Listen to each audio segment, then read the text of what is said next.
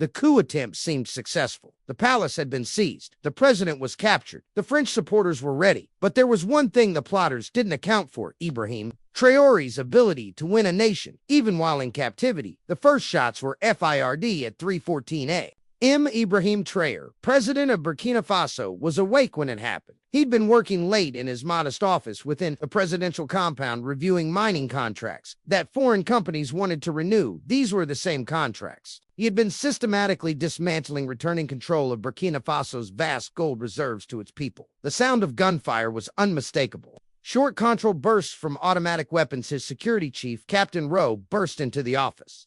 Mr. President, we're under attack. The palace perimeter has been breached. Traoré nodded, calmly as if he'd been expecting this. In truth, he had been intelligence. Reports had warned of growing discontent among certain military factions, particularly those with historic ties to France. How many? Traoré asked. Initial estimate is 40 to 50 soldiers, sir. They're wearing our uniforms, but hesitated.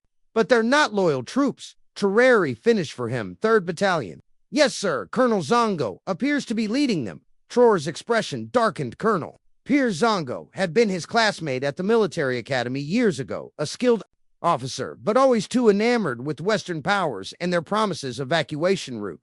Traoré asked, already knowing. The answer: compromise, sir. They moved faster than we anticipated. The Presidential Guard is engaging them at the south entrance. But they're outnumbered. Traoré rose from his desk, straightening his simple military uniform. He wore no ornate decorations or symbols of rank, a deliberate choice to distance himself from the opulent leaders of the past. No evacuation. Then he said, with remarkable composure, we don't risk more. Borinab lives in a fire fight, not for one man, even if that man is President Captain. Widrow looked stricken. Sir, with respect, you can't surrender. If they take you, if they take me, Traoré interrupted. Then we enter a different kind of battle, one fought with words and will rather than bullets. He checked his watch. Activate protocols, Sierra. You know what to do, Rowe. Straightened, understanding the significance. Protocol Sierra was a contingency plan Traoré had established months earlier, not for his personal protection, but for preserving the country's sovereignty in case of his capture or assassination. It will be done, Mr. President. The sounds of fighting grew closer. Shouted orders. More gunfire. The unmistakable thud of stun grenades. Go now, Traoré ordered. That's a direct command. Rowe hesitated only briefly before offering a sharp salute and disappearing through a concealed door. Behind a bookcase, it led to a network of passage. Traoré switched off the recorder and slipped it into his pocket. In one smooth motion, he remained seated, projecting an aura of calm authority that visibly unsettled the soldiers. What crimes would those be, Pierre? He asked deliberately, using Zongo's first name. Is it a crime to ensure Burkina Faso's gold benefits its people rather than foreign? Shareholder Zongo's expression tightened. Don't make this more difficult than it needs to be. Come with us now, and you'll be treated with respect. Traoré stood slowly, hands visible. I don't fear death, Pierre. I've faced it too many times to be afraid.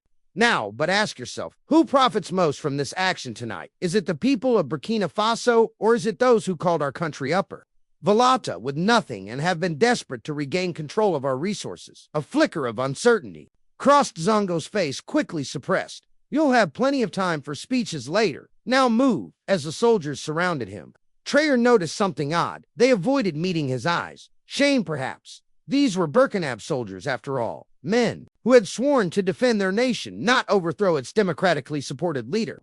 They led him through corridors where signs of struggle were evident. Overturned furniture, bullet holes in walls, bloodstains on the floor. Traoré felt a pang of grief for the loyal guards who had clearly fought to protect him. How many dead? He asked as they walked. 12 of your guards, Zongo replied, without turning. 4 of mine, 16 Burkinab sons. Traoré said softly. 16 families who will mourn tonight because of foreign gold. One of the younger soldiers escorting him visibly flinched. They took him to a secure room in the east wing of the compound, ironically, a fortified safe room designed to protect the president in case of attack, now serving as his prison cell. The room had no windows, a single reinforced door, and basic amenities, a bed, toilet, and sink. You'll remain here until the public announcement tomorrow morning, Zongo informed him. I suggest you use this time to prepare a resignation speech. It will be better for everyone. And if I refuse, Zongo's expression hardened, then we'll have a different kind of announcement. After they left, locking the heavy door behind them, Traoré methodically inspected his cell. The room was designed to withstand assault from outside, not to contain someone within. Still, without tools, the reinforced door was impenetrable. He checked his watch for 27 a.m. The coup had unfolded swiftly as military operations. 10 to now would begin the political phase, consolidating power, seeking international recognition, establishing legitimacy. True sat on the edge of the bed, closed his eyes, and began to plan. Not an escape that was unlikely. Instead, he focused on turning this situation to his advantage. He knew this coup didn't originate solely within Burkina Faso's military. The young man froze, surprised. Yes, sir, I visited there 3 months ago. We inaugurated a new school and health clinic built with proceeds from the Bisa gold mine. Traoré's voice was conversational, without accusation. The same mine that foreign companies extracted from for decades while paying only 3% in royalties to our people. The soldier shifted uncomfortably. I should go, sir. Of course, but tell me, Private Wedo, sir. Private Salam Wedo, Private Wederago. Has Colonel Zongo explained what happens next? After I'm removed, the young soldier hesitated. He said there will be new elections eventually, that things will improve. Traoré nodded. Thoughtfully, I see. Have you heard any foreign voices in the compound since last night? French accents, perhaps. Private Woodrigo's eyes widened slightly. Tell I must go, sir, after he left.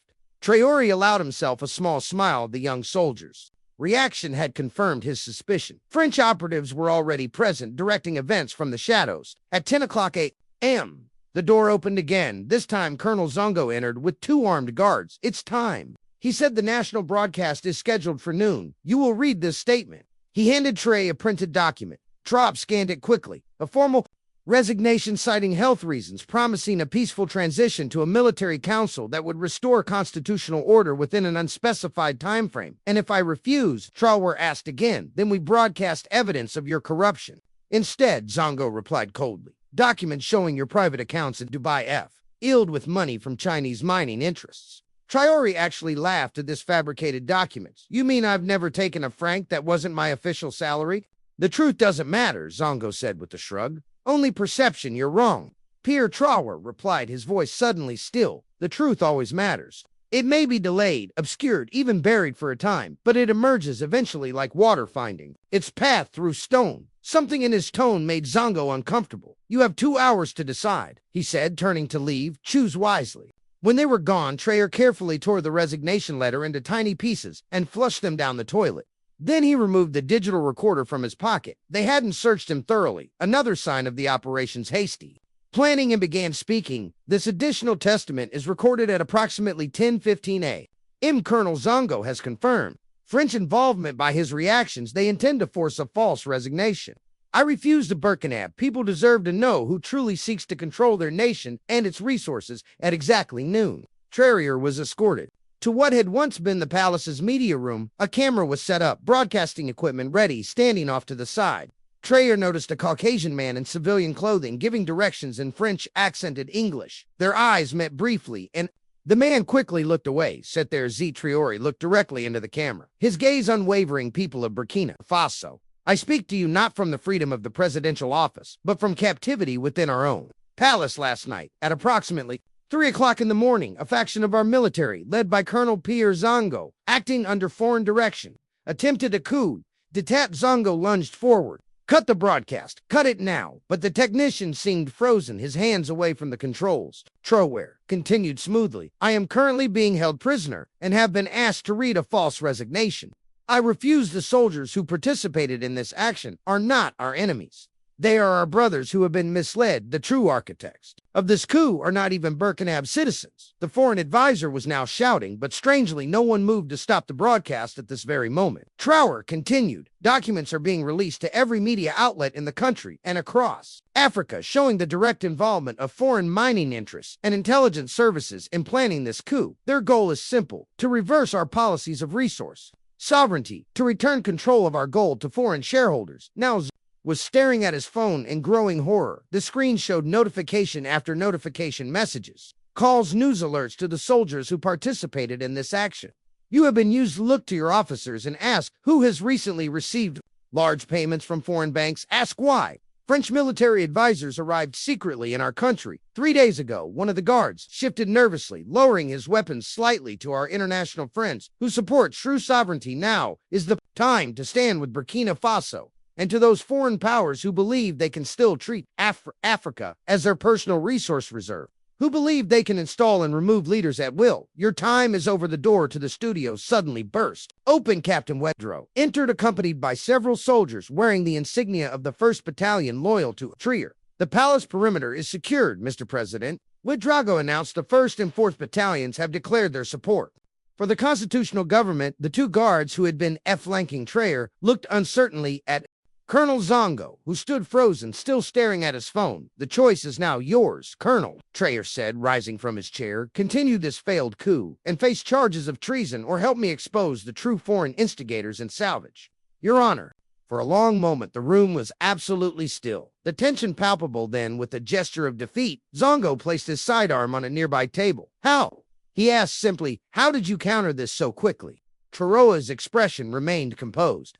Protocol Sierra was designed for exactly this scenario. The moment Captain Ouedraogo escaped the compound, he paused, his gaze intensifying. In the coming days, I will present evidence of this foreign interference to the African Union, the United Nations, and most importantly to you, the Burkina people. The days of resource colonialism are over. Africa's wealth belongs to Africans. The broadcast continued for several more minutes as Traoré outlined next steps and called for national unity. When finally the camera was switched off, he turned to Ouedraogo. Casualties minimal, sir. Once the evidence of foreign involvement spread through the ranks, most of the 3rd Battalion stood down. They were deceived, not disloyal. Traoré nodded in satisfaction.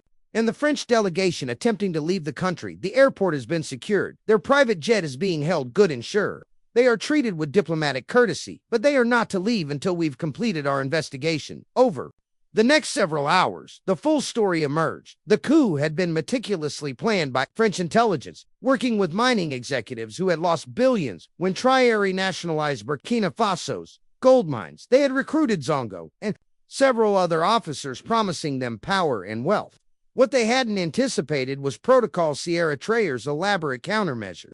Based on rapid information dissemination, the moment the coup began, digital evidence of foreign involvement was automatically released to trusted military commanders, civil society leaders, and media outlets throughout the country and across Africa. By 7:00 p.m. that evening, barely 16 hours after the coup began, IbrahimTraore stood on the palace balcony, addressing thousands of citizens who had gathered in spontaneous support. The crowd stretched as far as the eye could see, people waving Burkina flags and carrying hastily made signs. No to foreign interference and our gold, our future today, Traoré declared, his voice carrying across the square. Burkina Faso faced a test and emerged stronger. This wasn't my victory. It was yours when our soldiers learned the truth that they were being used by foreign interests to undermine our sovereignty. They chose nation over conspiracy. The crowd roared its approval. Colonel Zongo and the other officers involved will face justice, but with an important distinction: those who were merely following orders, believing they served a nation, will be treated with mercy. Those who knowingly collaborated with foreign powers to betray our sovereignty will answer for their treason. As he spoke, Traoré noticed Zongo being escorted to a vehicle. Head bowed, the colonel looked up briefly. There, the Malian diplomat leaned forward. We've come with a proposal, a mutual defense and resource sovereignty pact between our nations. United, we stand a better chance against those who would divide and control us. For the first time in the long, difficult day, Traoré smiled broadly. From crisis comes opportunity. Yes, let's discuss this pact immediately. As the meeting continued into the early hours, plans were laid for a new kind of regional alliance, one based not on foreign approval or support, but on true independence and mutual respect. The coup that had aimed to end Traoré's presidency and return Burkina Faso's resources to foreign control had instead catalyzed something. Its planners never intended a stronger, more unified movement for African resource sovereignty. 26 hours in captivity.